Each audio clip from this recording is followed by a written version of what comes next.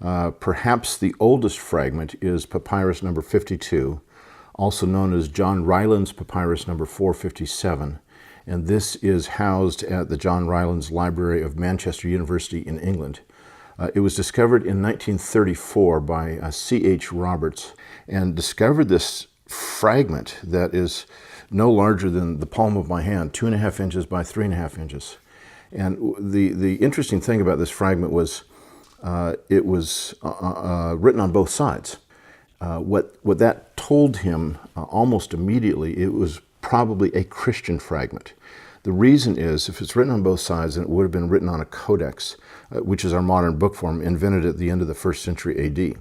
A codex where you bind it on one side, then you have cut pages that you flip, as opposed to the roll or the scroll that all other books at the time had been written on. And so this is written on both sides. And John 18:31 through 33 was on one side, John 18:37 and 38 on the other. 90 years earlier than when C.H. Roberts discovered this fragment, in 1844 in the journal The Tübinger Jahrbuch, F.C. Bauer of Tübingen University had argued that John's Gospel cannot be dated any earlier than AD 160, and most likely was to be dated about AD 170. Obviously, if it's in the second half of the 2nd century, then it has no eyewitness credibility to it, and so its historical reliability was completely dashed.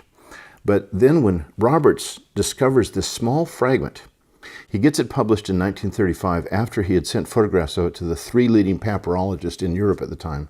Each one of them wrote back to him and said, this manuscript cannot be dated any later than AD 150 and should be dated closer to AD 100.